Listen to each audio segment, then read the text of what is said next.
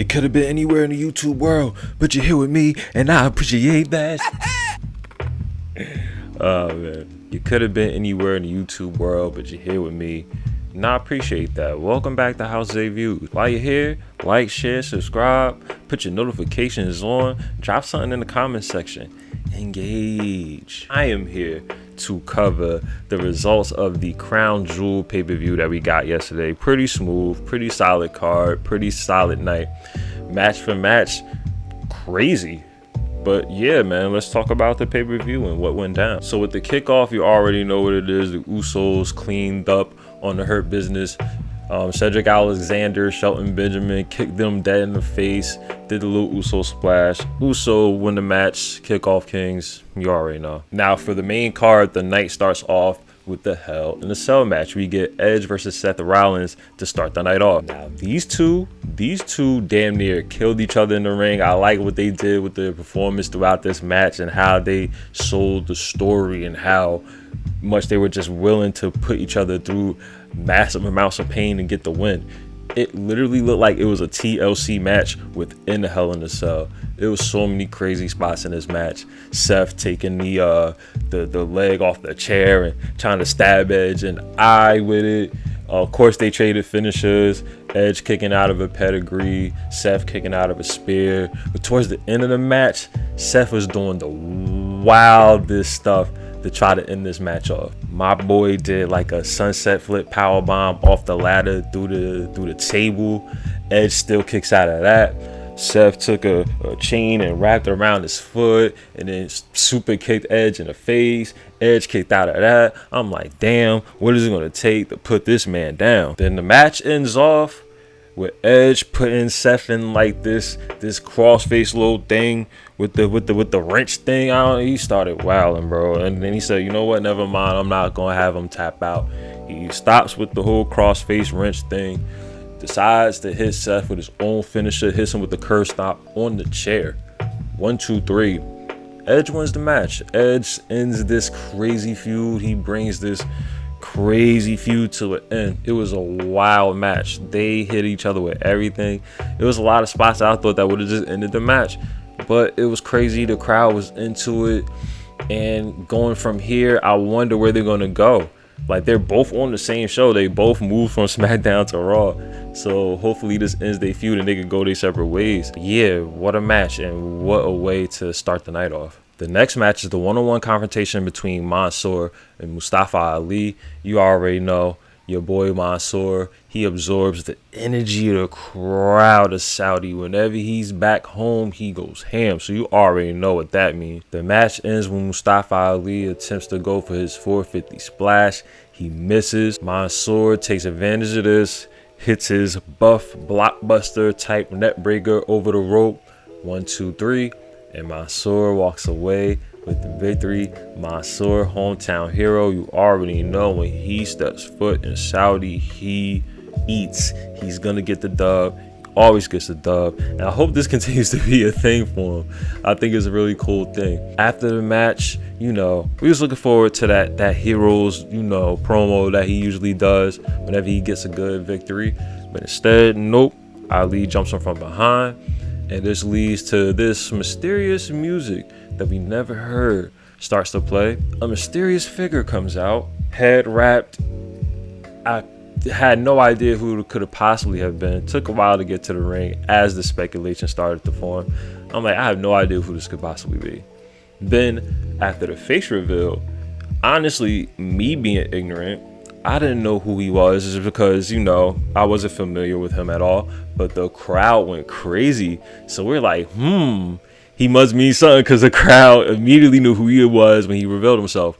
Turns out that this individual is Saudi Arabian silver medalist in karate. His name is Tarek Hamdini. He comes down to Mansoor's aid, knocks out Mustafa Ali with the craziest roundhouse kick. Kind of looked like a shoot. Hopefully Ali is all right. But it was a dope moment. The crowd loved it. They got both of their heroes standing tall at the end of the segment, and I think it was pretty smooth. It was pretty nice. Next, we get the Raw Tag Team Championship match between the champions RK Bro, which is Randy Orton and Matt Riddle, defending their titles against AJ Styles and Omos. The match was pretty solid but pretty quick. A highlight for me was the entrances when Matt Riddle came out on a camel and they said that he was riding high. Oh my god, yeah, so many stoner puns when it comes to this kid Matt Riddle, but it's just funny. Anyway, the match is pretty solid. So Orton and Riddle do what they have to do to isolate Omos, and opportunity arise for them to take advantage in the match.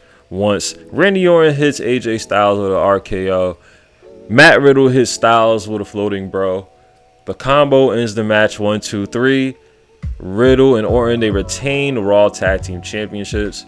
Since the draft happened and the tag team scene kind of shifted on Raw, I think the only legit tag team are the Street Profits. So before you know it, the Profits are probably going to be the Raw Tag Team Champions before you know it. Next, we have the finals in the Queen's Crown Tournament.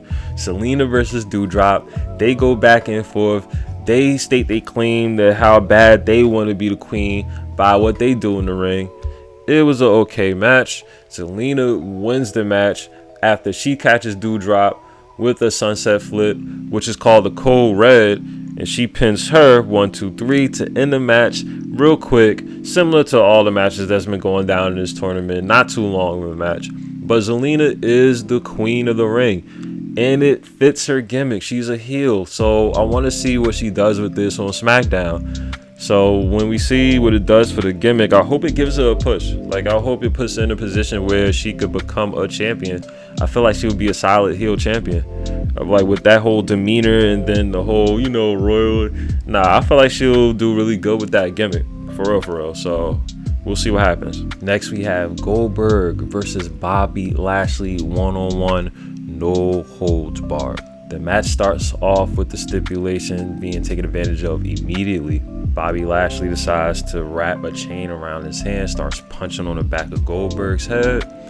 Then he drops Goldberg to the ground, puts a chair around Goldberg's leg, and then stomps on the chair, trying to, you know, injure Goldberg's leg so he doesn't have the ability to run off and do the spear. Or so we thought. Lashley sets up a table, tries to spear Goldberg through said table, and then Goldberg dips off. Lashley goes through that table, and then the tide of the match turns and Goldberg takes advantage of that. Goldberg then spears Lashley, hits Lashley with the jackhammer. Instead of ending the match right then and there, he doesn't go for the cover, and he takes his gloves off and starts wailing on Lashley.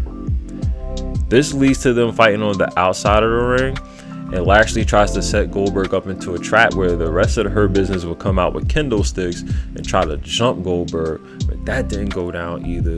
Goldberg beats up all three of them, happens to set up Lashley to get hit with a spear right off the stage, right through the tables, and 1, 2, 3, Goldberg wins the match. Goldberg said he was going to damn near kill Lashley, and that's what happened. He damn near killed Lashley. Then we get to the King of the Ring finals. Xavier Woods, Finn Balor, face versus face dynamic, a match of sportsmanship. They go back and forth, and even though going into the match he looked like the underdog, during the match you could not tell. Xavier Woods was doing his thing. He had a lot of good momentum starting the match off. Finn Balor cuts him off at one point, hitting him with the double foot stomp, and you would think that Finn was going to be on a comeback, but nah, man. Xavier comes out with this gut buster the little gut buster that he does. Then he capitalizes with the limit breaker elbow. 1, 2, 3, King Woods. I told you, man. It was a match of his life. The boy needed it. He is out of the shadows of his New Day brethren. And man, like, in hindsight, I would have never known that this stable would be able to accomplish as much as they've accomplished together, let alone separate. I love how they've been booked over the years, and man, it's going to be crazy years from now when they get inducted into the Hall of Fame, because you know it's going down. The New Day, man, one of the strongest stables, one of the strongest black stables that they've ever put together in WWE, man.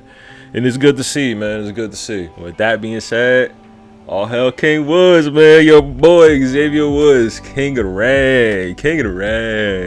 Following that, we get the WWE Championship match between Drew McIntyre and the defending WWE Champion, Big E. They also have like a similar sportsman, face versus face dynamic during their match.